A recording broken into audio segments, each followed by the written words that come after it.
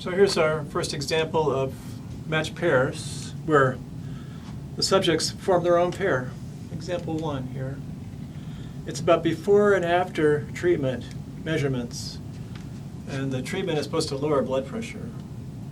The experimental question is, does the treatment lower blood pressure around 20 points, or really not that much? So we have our 10 subjects.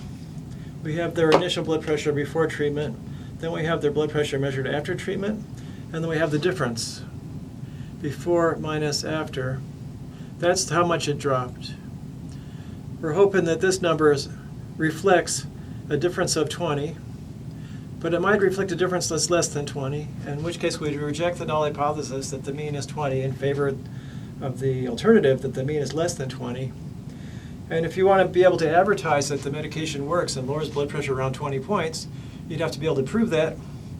And one way to, it doesn't exactly prove that, but this is a way of protecting yourself. It says, I'm testing whether the mean was 20, and is it significantly less than 20? Are these numbers small enough on average that I don't think the mean is 20 anymore, in which case you could say the medication is not working. So if you wanted to sue the company, you'd have to reject the null hypothesis that was if the company advertised that the blood pressure difference is on average 20 points of a drop for individuals. You'd have to prove that it's actually less. So this is the kind of experiment you might set up. So we're going to do that. So we take these differences. These are the values, the DIs we're talking about.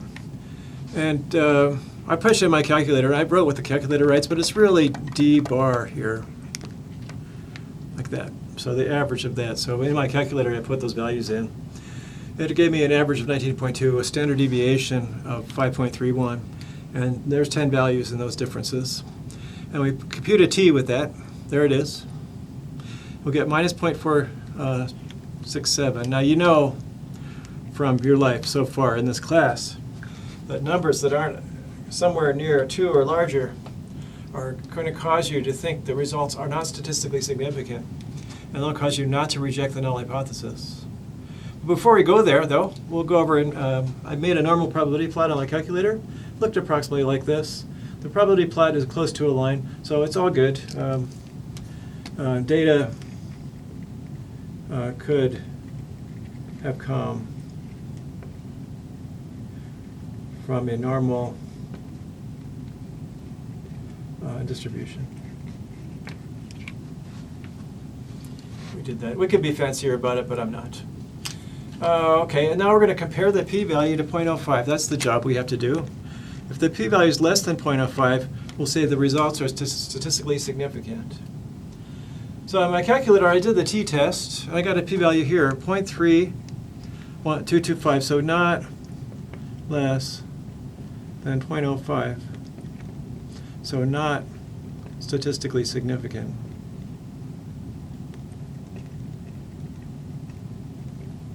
Okay. So we're going to not reject the null hypothesis. Well, that's how you do it if you just punch it in your calculator. But you can use the tables. It's a one-sided test. So we're going to look at the, it's a less than. So we said left tail area. So when you've got a less than alternative, when you compute t, you think of it like this. Here's my t. This side here is the p-value. Now in the tables, it only lists the upper tail area, so we're going to try to look for 0.4765 in the tables. So if you look at tail areas, degrees of freedom 9, we can't get this number to show up for t. You need a big T for a small tail area. So as the t's get smaller, the tail area gets larger. The smallest t showing is 0.7. So that's what's going on here is make some space. Maybe right here. So here's t. Here's 0 here, like that. And what we're worried about is what the tail area is for negative 0.476 or 765. Okay. In the tables, we only get positive tail areas, so we'll find that same area here for 0.4765 because this t-distribution is symmetric. So the p-value would be this area on this side. Now the tables give you t-values. The smallest one we can find in the tables is over here. I've got my colors swapped over. Come back. So 0.703 would be something like there.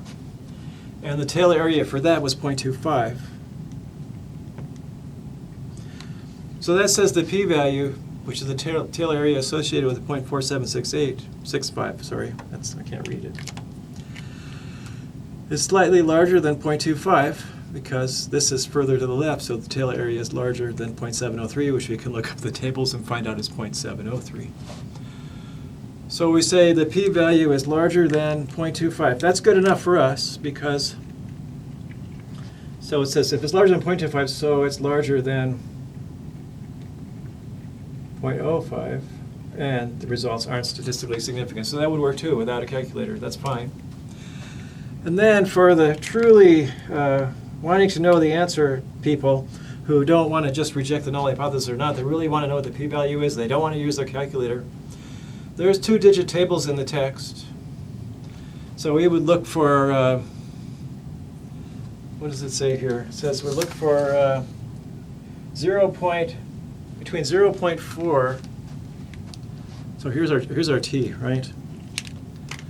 So in the two-digit we got 0.4, 0.5.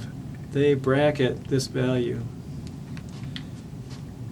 So if you look in there, the tail probabilities to go with 0.4 and 0.5 are these two values. Let me see which one is which. So how would that work? The bigger the t, the smaller the tail. So this would be for no, the bigger the t, the small, yeah. So this would be 0.0, this is for 0.5. This should be for 0.4. So I'm thinking 0.5 would be here, has some tail area. 0.4 is right here. Should have a bigger tail area. They're both around 0.3. So the true p-value is between these two values. Now we know almost the same thing we know from our calculator. It's at 3225, between 315 and 349. Both of those are bigger than 0.05. So you get a better idea what the actual tail probability is if you cared. Ordinarily, you just use tail probabilities and compare it and to get the p-value. And so if you can't find your number, it's not bracketed by numbers, the tail probability is bigger than the biggest tail probability that shows up in the tables. And the 25% is the biggest tail probability in the tail probability tables. And so you would say the p-value is bigger than 0.25. And there you go. The conclusion is the same for all these calculations. We failed to reject the null hypothesis. The results are not considered statistically significant. And in context, the treatment seems to reduce blood pressure by around 20 points. And you could say further, although the results favor the alternative because the mean is slightly less than 20, they could easily happen when the mean was 20. So if you look at this t statistic, or you're just worried about maybe the mean as your main indicator, here's a standard deviation, has something to do with it. You're not going, if the mean is, long-term mean is around 20, then your D bar should be around 20, sometimes above, sometimes below. It's a matter of, is it too far away from 20 for this t statistic to get to be that size that's around 2 or minus 2 and worse? It didn't happen, so that's not an extreme value. It's not something you would not expect to see if the mean was 20. So we say, although the results favor the alternative slightly, because it says the sample mean was less than 20, those results could easily happen if the mean was 20. And so there's no reason to think the mean isn't 20 just because you got something slightly less than 20 in your data. If the mean was 20, sometimes you do get things slightly less than 20, sometimes slightly bigger than 20. So you're not going to hit 20 on the nose.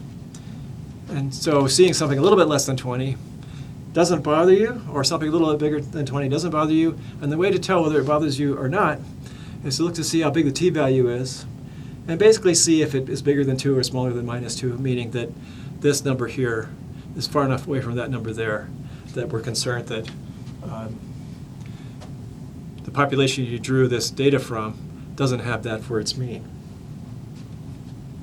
All right, that's one example. We're coming up to another example where we actually have two different subjects and we pair them up. We'll see what that looks like in a minute.